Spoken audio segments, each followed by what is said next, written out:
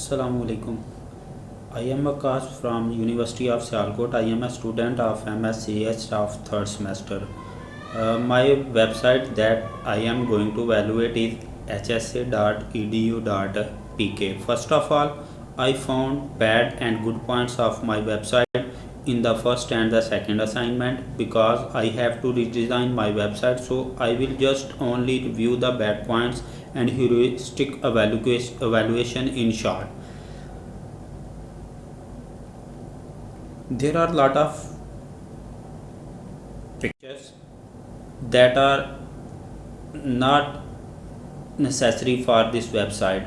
As you see in the first slide, that when a visitor open the website for the first time, is that it does not look like a website of an educational institute because we see a damn picture at the first glance that is not suitable for the website because it is an educational website. So there must be some pictures of university building, university functions like this. So that's a very bad point of this website. As you see in this slide, the titles of many menus are invisible and user cannot read them properly, so that's a very bad point. As you see in this picture, that the color of the background and the text is not readable by the user.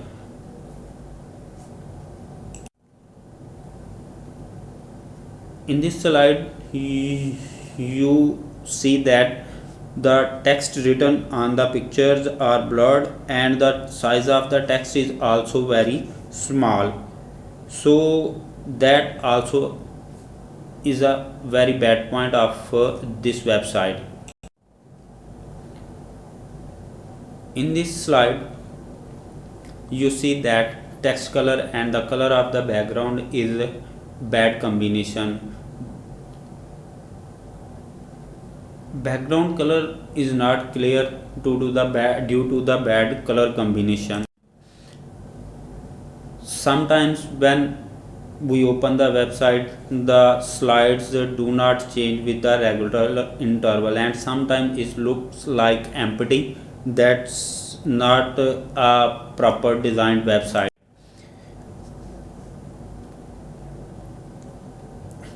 In this slide you will see that the text for the recent activities and the latest news that are very important, and one is moving upward and the second one is moving downward while the other one is fixed, so that's not a good moving combination for the text.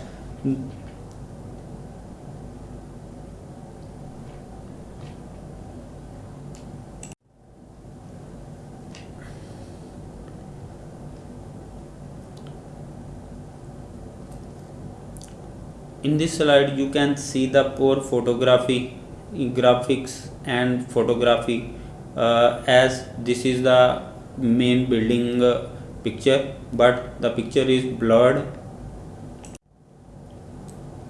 In the next slide you can also see that it is very important picture of some meeting with someone, but you cannot see the title of this meeting, so that's also a very bad point. Next slide is also similar because you cannot see the university logo in the background and can't read what is about this meeting or event.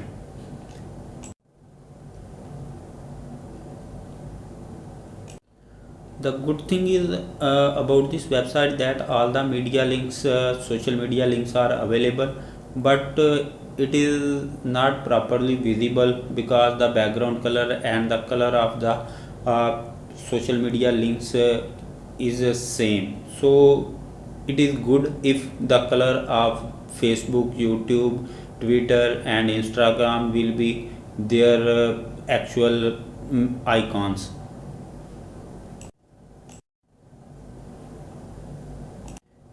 Here you can see that there is no progress bar.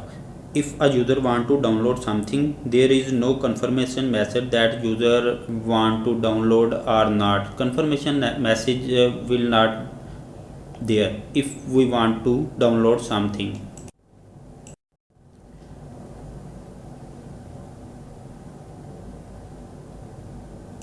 अच्छा, इस slide में आप देख सकते हैं कि जो है ना मोस्टली सारे आइकन्स के नाम लिखे हुए हैं। अगर इनकी जगह पे जो है वो इनके आइकन्स होते या कुछ सिंबल्स वगैरह यूज़ होती तो इस तरह इस यूज़र को जो है इनको अंडरस्टैंड करने में जो है ना वो आसानी होती है। जैसा जीमेल के आइकन्स हम देखते हैं तो वो एक बेटर वे है किसी भी चीज़ को रिप्रेजेंट करने के लिए। और हर तरह का यूज़र जो है ना बाज़ औक़ात यूज़र को ये पता ही नहीं चलता या वो उसका जो है लेवल इस तरह का नहीं होता कि वो सारा कुछ जो है ना इसमें पढ़ के समझ सके।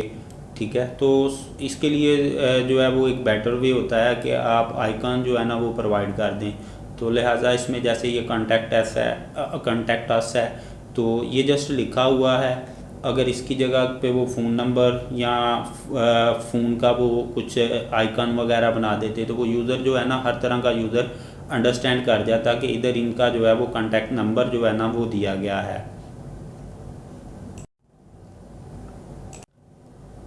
इस वेबसाइट में यूज़र को जो है वो कंप्लीट कंट्रोल और फ्रीडम भी नहीं है। फॉर एग्ज़ाम्पल जब भी वो क्या करेगा अपना ऑनलाइन कोई फॉर्म फिल करने की ट्राई करेगा तो इसमें उसको वो डाटा ऐड करने की ऑप्शन तो दे देगा कि न्यू डाटा आप ऐड करके सबमिट कर ले, लेकिन अगर वो गलत हो गया तो उसको एडिट या डिलीट करने के लिए हमारे पास कोई भी ऑप्शन जो है ना वो अवेलेबल इस वेबसाइट के लिए नहीं है। इस वेबसाइट में कंसिस्टेंसी और स्टैंडर्ड का जो इशू है ना ये भी बहुत ज़्यादा जो है वो नज़र आ रहा है। ये कलर कम्बिनेशन हो जाए या जो पिक्चर हैं वो हो जाए या वैसे जो इसमें लिखा हुआ टेक्स्ट है तो ये एक स्टैंडर्ड जो है ना वो वेबसाइट नज़र नहीं आ रही। हालांकि ये एक एजुकेशनल वेबसाइट है तो इसके जो ग्राफिक्स या जो भी था टेक्स्ट वगैरह इसमें जो पिक्चर्स थी एनिमेशन थी वो प्रॉपरली जो है ना वो उनको अरेंज ही नहीं किया गया। नेक्स्ट स्लाइड में जो है कि हम देख सकते हैं कि ये एक अच्छी चीज़ है। इन्होंने जब हम रॉन्ग पासवर्ड जो है वो एंटर करेंगे तो ये क्या करेगा, हमें आईडी या रॉन्ग पासवर्ड एंटर करते हैं तो ये हमें उसका मैसेज जो है ना वो दे देता है कि आप जो है वो प्रॉब्लम हमें बता रहा है कि एरर किस टाइप का है। कि एरर जो है ना वो हम आईडी या जो लॉगिन आईडी है या पासवर्ड है वो इस वक्त रॉन्ग जो है ना वो एंटर कर रहे हैं। इस वेबसाइट में जो है वो एवरी टाइम जब भी हमने एक पेज से दूसरे पे मूव करना पड़ेगा तो हमें रिकॉल जो है ना वो करना पड़ेगा। इसमें रिकॉग्निशन की ऑप्शन जो है ना वो मौजूद कहीं भी नहीं है हमारे पास। फ्लेक्सिबिलिटी और एफिशिएंसी का भी थोड़ा सा इशू है कि हम जब जो है वो क्या करेंगे अपना यूज़र नेम और आईडी एंटर करने की ट्राई करेंगे तो होना क्या चाहिए था कि इसका जो है ना हमारे पास ये ईमेल की ऑप्शन तो नज़र आ रही है, इसी तरह पासवर्ड की भी ही अंदर नज़र आ रही है कि इधर आपने राइट करना है। लेकिन एक प्रॉब्लम ये है कि इसमें अगर हम देखना चाहें कि पासवर्ड क्या हम लिख रहे हैं तो वो आइकन होता है जिससे हमें पासवर्ड शो हो जाता है, वो हमारे पास नहीं है। सो इतना एफिशिएंट नहीं है कि यूज़र अगर गलत पासवर्ड लिख दे लॉगिन करने के लिए तो उसको पता चल जाए कि मैं तो ये जो है ना वो गलत लिख रहा हूँ। ये बैड पॉइंट्स में हमने पहले भी बात कर ली थी कि वेबसाइट जो है ना इसको डिज़ाइन इतना प्रॉपर नहीं किया गया कि जिसको जब पहली दफ़ा ही हम विज़िट करें तो हमें ये पता चल जाए कि ये एक एजुकेशनल वेबसाइट है या नहीं है। इसमें कुछ इस तरह की पिक्चर्स हैं, कुछ जो है वो ग्राफिक्स इस तरह के यूज़ किए गए हैं कि ये जो है ना बैड इम्पैक्ट जो है ना वो शो कर रही है।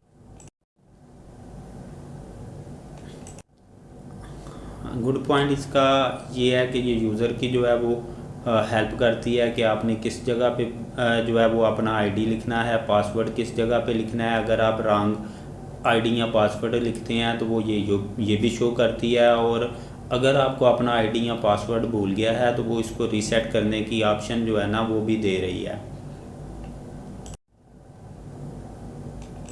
जी, इसमें जो है वो ये यूज़र की हेल्प भी कर रही है कि यूज़र जो है ना वो अपना इजीली मैसेज आपको नज़र आ रहा है कि अगर वो पासवर्ड अपना रीसेट करना चाहे तो वो भी आसानी से जो है ना पासवर्ड को रीसेट कर सकता है।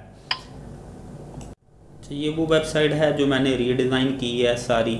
इसका होम पेज जो है ये तकरीबन आलमोस्ट कम्प्लीटली जो है ना वो रीडिज़ाइन मैंने कर दिया है।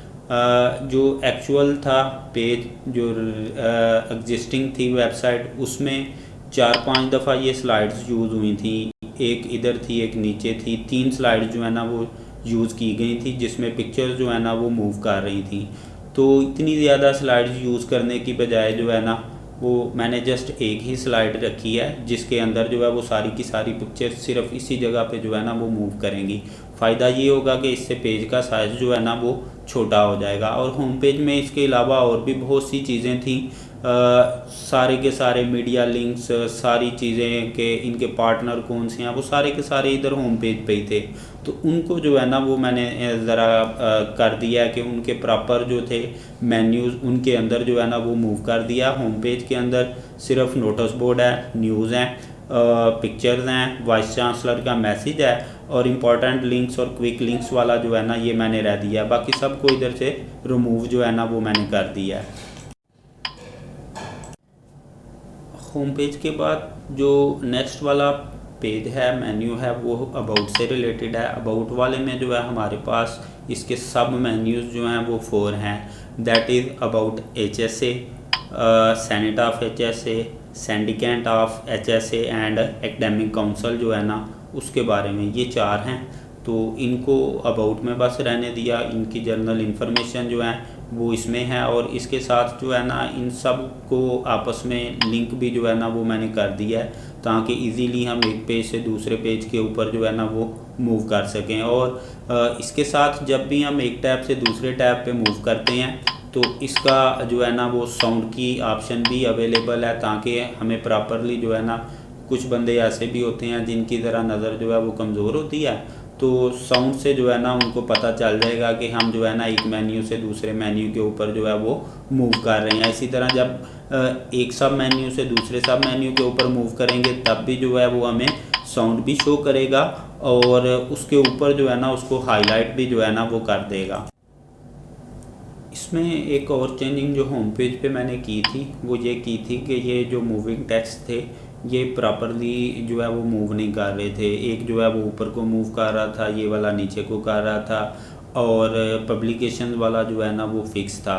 तो अब इनको जो है ना वो ड्रॉप डाउन मेन्यूज़ के ज़रिए जो है ना वो मैंने कर दिया है कि अगर कोई पढ़ना चाहता है लेटेस्ट न्यूज़ तो इसकी जो है इधर एक बटन यूज़ होगा जिसकी मदद से वो नीचे मूव करके इनको जो है ना वो आसानी से रीड जो है वो कर लेगा। अबाउट के आगे जो सब मेन्यूज़ है अब हम उनकी वन बाय वन जो है वो बात करते हैं कि इनमें क्या चेंजिंग की और क्या क्या जो है ना इनके फंक्शन जो थे वो सेम रहने दिए और इसको जो है वो चेंज कर दिया। सो अब पे मूव करते हैं तो इसका जो थर्ड वाला सब मेन्यू है वो है सिंडिकेट ऑफ HSA। इस पे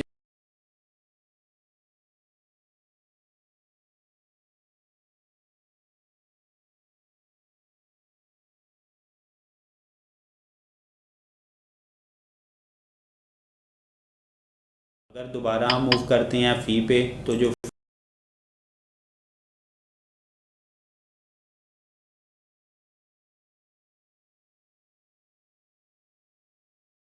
है ना हमें कुछ भी चेंज नहीं करना पड़ा। ये एज़ इट इज़ जो है ना वो हमारे पास वर्क करेगा। जितनी भी हैं वो सारी की सारी इसी में आ जाएंगी।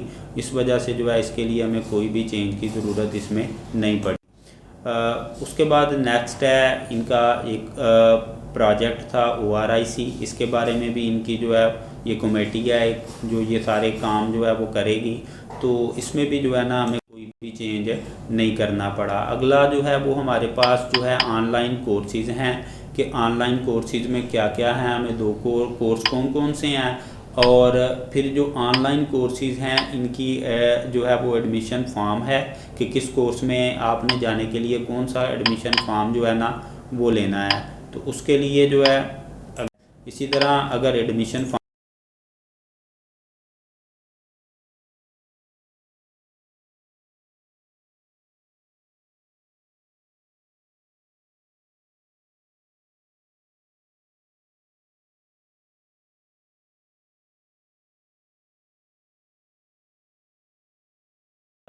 तो ये जो है वो अबाउट के ऊपर जो है ना वो हमें ले गया। अबाउट में वाइस चांसलर है, इसके बारे में इंफॉर्मेशन जो है वो अवेलेबल हैं कि जी वाइस चांसलर यूनिवर्सिटी का क्या है, इनकी क्वालिफ़िकेशन क्या है। इसी तरह से जो इसकी हेल्थ साइंस एकेडमी की हिस्ट्री है सारी ये लिखी हुई है कि इसको कब बनाया, क्या क्या जो है इसमें डिसिप्लिन हैं और ये क्या क्या जो है ना वो काम कर रही है। इसी तरह इनके जो जितने भी सारे रिलेटेड लिंक्स हैं, ठीक है, क्विक लिंक्स हैं, और इसी तरह कंटेक्ट और इसकी लोकेशन वगैरह और मीडिया लिंक्स भी जो है ना वो भी अबाउट HSA के ऊपर जो है ना वाले टैब में वो रख दिए मैंने।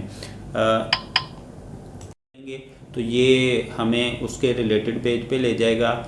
इसमें चूँकि जस्ट इसकी जर्नल इन्फॉर्मेशन लिखी हुई थी कि सेनेट ऑफ जो है वो HSA क्या है, तो इसको कुछ भी जो है ना वो चेंज करने की ज़रूरत नहीं पड़ी, इसलिए इसको जो है ना एज इट इज़ रहने दिया।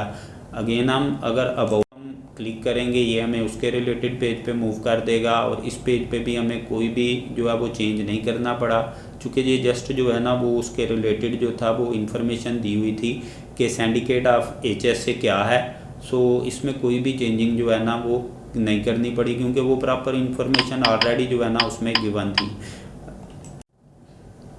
इसका जो नेक्स्ट वाला और फोर्थ टैब है दैट इज़ एकेडमिक काउंसिल, कि एकेडमिक काउंसिल जो है ना उसमें कौन कौन शामिल है और इसके फंक्शन जो है ना वो क्या है। तो जब हम इस पर क्लिक करते हैं तो ये भी हमें उसी पेज पे ले जाएगा, और इसमें भी जो है ना हमने कोई भी चेंज जो है वो नहीं किया। इसके बाद इससे नेक्स्ट वाला जो मेन्यू था वो था एकेडमिक्स, और इसके अंदर जो थे ना हमारे प्रोग्राम थे कि कौन कौन से प्रोग्राम ऑफ़र कर रहे हैं, तो उनको वन बाय वन हम देखते हैं कि एकेडमिक्स वाले टैब में first one is PhD program, कि हमारा पहला जो प्रोग्राम है वो कौन सा है, PhD वाला प्रोग्राम है। जब हम इसके ऊपर क्लिक करते हैं तो नेक्स्ट वाला हमारा जो है वो शो हो जाएगा कि ये जो है FCPS प्रोग्राम है। अगर हम फिर देखते हैं तो इससे अगला जो इसका सब मेन्यू होगा वो प्रोग्राम ओपन हो जाएगा। इसमें जितने भी प्रोग्राम हैं वो हमें नज़र आते जा रहे हैं। इसमें ये यूनिवर्सिटी हमें इतने प्रोग्राम जो है ना वो ऑफ़र कर रही है, ठीक है। पे क्लिक करते हैं तो ये हमें ऑनलाइन वाले पेज पे ले जाएगा कि इसमें हमें कोई भी चेंज करने की ज़रूरत नहीं पड़ी। जस्ट प्रोसीजर है, फॉर्म है कि आपने इस तरह से ये फॉर्म जो है वो फिल करना है, तो वो एडमिशन का कंफर्मेशन करेंगे हम तो वो कंफर्म हो जाएगा कि आप इसके लिए एडमिशन अप्लाई करने के बाद के एलिजिबिलिटी क्राइटेरिया जो है वो क्या है, किस तरह से हम जो है वो एडमिशन यूनिवर्सिटी में लेंगे, क्या जो है वो हमारे पास जो है ना हमारी क्वालिफ़िकेशन क्या होनी चाहिए, एज लिमिट वगैरह और सारी चीज़ें जो है ना वो अवेलेबल हैं। अब जब हम ऑनलाइन अप्लाई और फिर उसके बाद जो है कि कितनी फ़ी है, किस तरह से होगा, हर एक जो डिसिप्लिन है उनका उसकी फ़ी गिवन होगी। इसमें भी कोई भी चेंज जो है ना वो हमें नहीं करना पड़ेगा, क्योंकि ये एक काफ़ी बड़ी यूनिवर्सिटी की वेबसाइट है जिसमें डिफरेंट प्रोजेक्ट्स हैं इनके। ये सारी उनकी रिलेटेड इंफॉर्मेशन जो है ये एकेडमिक्स में भी मौजूद थी। मैंने उनको सिर्फ जो है वो प्रोजेक्ट्स के अंदर जो है ना वो जो प्रोजेक्ट्स अलहदा से उनमें शिफ्ट कर दिया है। तो जो फर्स्ट टैब है इसका वो है HSA we care, RNMCH portal है इनका। फिर इसी तरह से health and population think tank है, यूनिवर्सिटी ऑफ मैनिटोबा है, और काउंटडाउन 2030 जो है ना ये है हमारे पास। जब हम HSA केयर के ऊपर क्लिक करेंगे तो ये चूँकि सारी की सारी जर्नल इन्फॉर्मेशन थी, इसमें हमें किसी को भी चेंज नहीं करना पड़ा। इस वजह से जो है ना एज इट इज़ हमने रहने दिया इनको, ये सारे टैब जो है वो सेम ही रहेंगे जी। नेक्स्ट वाला पेज है हमारा गाइडलाइन का। तो गाइडलाइंस में जो है वो हमें कोई भी चेंज नहीं करना पड़ा, चूँकि ये जनरल गाइडलाइंस थी मुख्तलिफ जो है वो एडमिशन लेने के लिए, और किस तरह से फ़ी वगैरह सबमिट करवा सकते हैं हम। तो गाइडलाइन वाले टाइप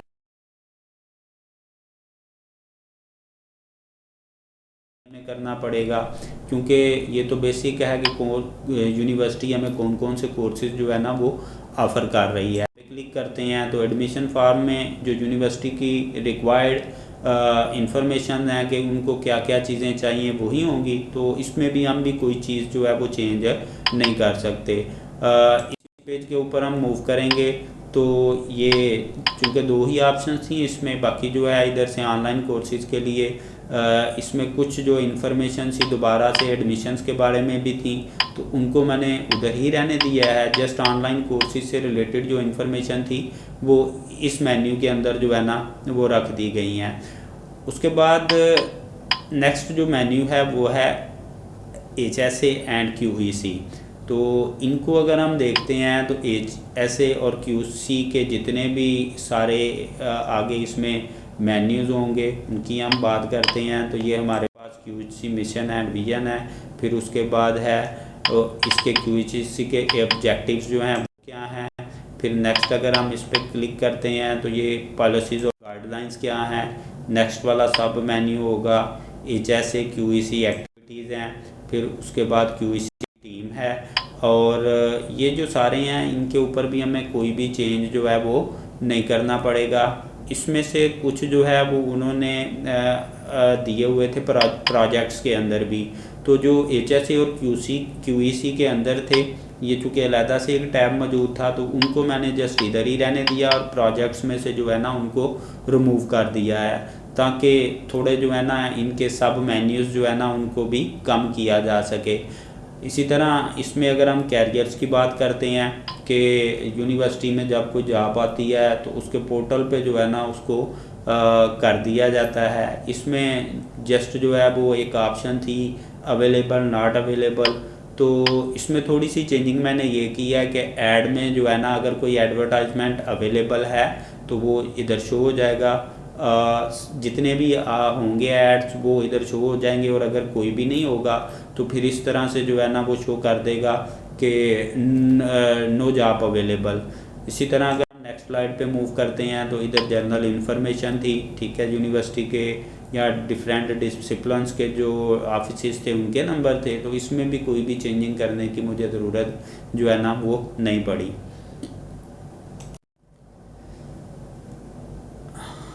मेरी वेबसाइट के लिए जो सर ने जो कलीग जो थे जिनको दिया था रीवैल्यूएशन के लिए कि आपने जो है ना इनकी हिस्ट्री को वैल्यूएशन करनी है, उनका नाम था एहसन ज़िया, और एहसन ज़िया भाई ने जो एलिगेशंस जो थे वो लगाए थे उनको देख लेते हैं, और इनका मैंने रिप्लाई कर दिया था कि ये जो है ना ये क्या हैं और कैसे हैं। तो नेक्स्ट स्लाइड पे मूव करते हैं और इनको देखते हैं कि ये क्या थे और इनका जो है ना वो सल्यूशन मैंने प्रोवाइड किया है या नहीं किया।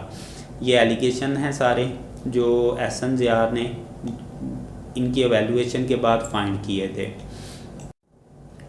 फर्स्ट ऑफ ऑल एहसन भाई ने कहा था कि जी आपने जितने भी जो है रिकमेंडेशंस की हैं HE सेक्शन में वो आपने लिखी नहीं है। तो आंसर ये है कि as the slides of the heuristic valuation is also added, so that is why I have not mentioned them separately. The second one is that is it not clear what you have changed in the new design. As you see that all the website and my solution is very different from the existing and the new, so I think I do not need to mention separately all. The third question that he does not found any solution of the problem that I have raised during the heuristic valuation in the new design. I just didn't write separately that what is problem and what I am doing to do. You can see in the heuristic valuation that means that I have raised all the problems, and when I redesigned, I tried my best to remove all the problems or to sort out these problems. The fourth question he raised that evaluation website does not use pink color on the home page may be changed. Yes, of course I have changed because I have redesigned the website, so many things that are not similar with the existing. Redesigning means that I am going to change the things, the colors and menus. I can I cannot understand. If I cannot understand, then I have to change or redesign them. अगली slide में एहसन भाई ने जो allegation लगाया कि website में आपकी just दो कलर्स हैं, ब्लैक है, वाइट है या ब्लू है, तो ये वेबसाइट जो है ना वो डल नज़र आ रही है।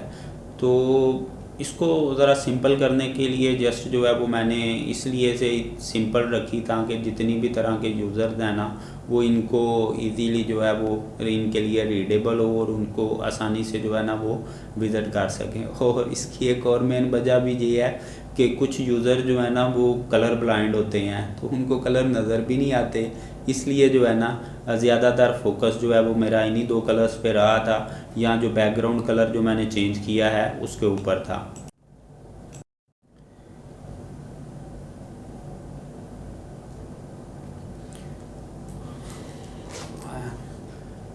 अगला क्वेश्चन जो उन्होंने रेज़ किया वो ये था कि जितने भी आपने पॉइंट्स या न्यू डिज़ाइन में नेविगेशन की है, उनको इधर से उधर मूव किया है, वो आपने आई थिंक किया नहीं है। नहीं, ऐसा नहीं है, वो आपने एक्चुअली वेबसाइट जो है ना वो फुली विज़िट नहीं की होगी।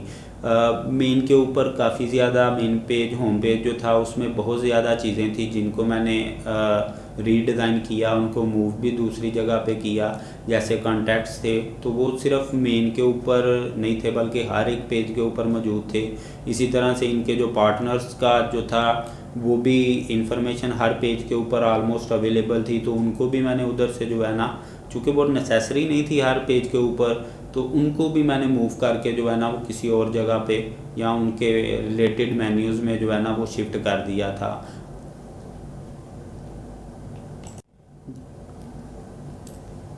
The next allegation you have raised that removed a lot of options from the academics menu. Where did you place all those options in the new design? Yes, I just rearranged them into their respective menus, because if a menu have lot of sub menus, then this will also give a bad impression. So like as in the academics there are online courses is also present in the existing solution, but I have moved them into only in online courses section. So they are present but not in a same menu.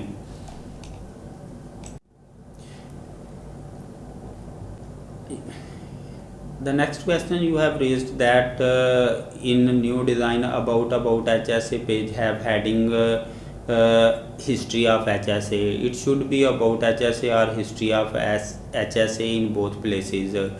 I tried my best to solve this issue, but yes, of course this issue is present still, because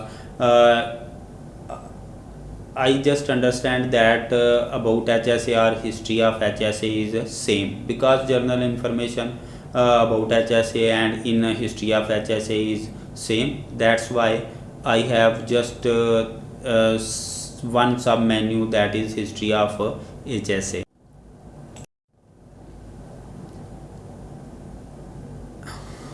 Yes, I know that I have not designed perfectly because of shortage of time. Our papers has started, so I do not have enough time to resolve the all flaws and all the mistakes completely, but I tried my best to solve these problems. I cannot also use icons instead of menus. Similarly, I cannot use flashy slides and flashy pictures that can attract the users mostly.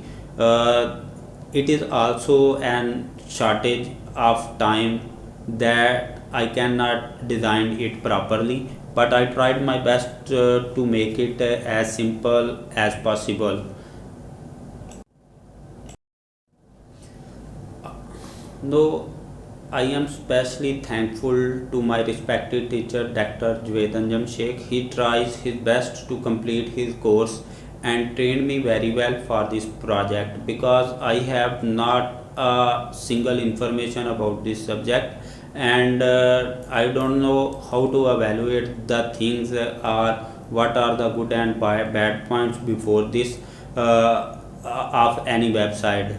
But no, I am able to raise some questions or to find the flaws or mistakes due to the teaching of Dr. Jvedanjam Sheikhs. Sir, thank you again for your